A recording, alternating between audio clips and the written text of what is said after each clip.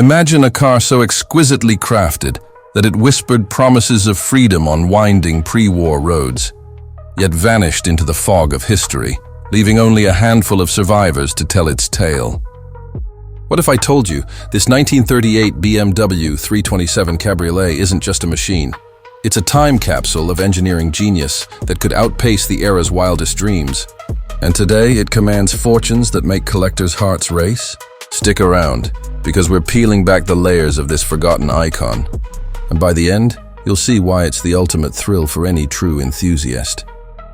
If you're captivated by tales of automotive artistry like this, do us a favor. Hit that subscribe button on Ideal Vehicles right now. We're your gateway to the world's most exclusive classics, delivered with passion and precision. Your support keeps these stories rolling. Now let's dive in.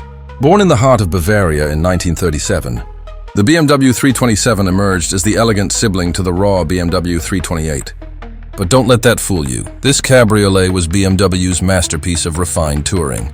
Unveiled just before the storm of World War II, it rode on a shortened, boxed ladder-type chassis borrowed from the acclaimed 326 saloon, slicing 4.7 inches off the wheelbase for nimbler handling without sacrificing that signature Grand Tourer poise. At 167 inches long and tipping the scales at a featherlight 2,050 pounds, it was a symphony of balance. Independent front suspension with upper and lower A-arms for razor-sharp cornering, and a live rear axle with semi-elliptic springs for those long, luxurious hauls across Europe's emerald countryside. Under the hood, pure poetry.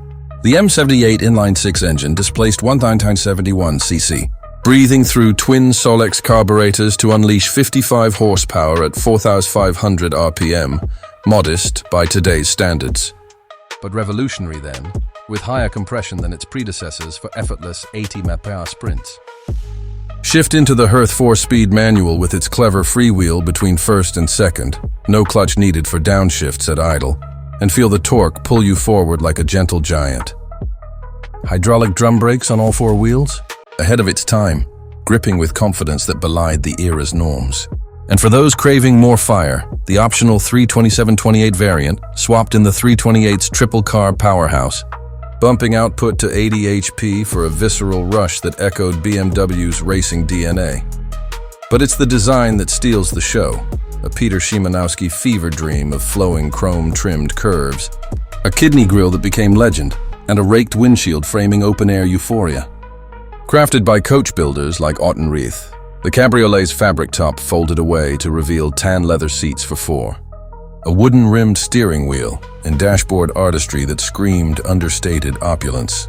In colors from sleek black to shimmering silver, it turned heads from Berlin boulevards to Alpine passes. Production? A whisper in the wind. Just 396 base models rolled out from 1937 to 1941, with a scant 569 high-powered 327/28s before war halted the line. Post-1945, Soviet occupation in Eisenach birthed another 505 as EMWs. Clones with subtle badge swaps, but true pre-war originals? Rarer than a flawless diamond. That's why, in Europe, they're prized at concours d'elegance like Pebble Beach proxies in Goodwood, fetching $300,000 to $500,000 for pristine survivors. Across the Atlantic, American enthusiasts hoard them like buried treasure. Import one, and you're not just driving history, you're curating it. At a recent RM Sotheby's auction, a matching numbers 38 Cabriolet hammered down for over $400,000, its provenance tracing to Berlin's elite. Why does it endure? Because the 327 isn't a relic, it's alive. Owners rave about its modern-like synchro gearbox, reliable growl, and that intoxicating blend of comfort and sport. Fire it up on a sun-drenched California coastal run or a misty English byway, and you'll understand. This is BMW's soul, unfiltered. From its role bridging pre-war luxury to post-war revival, the 327 reminds us why we chase classics.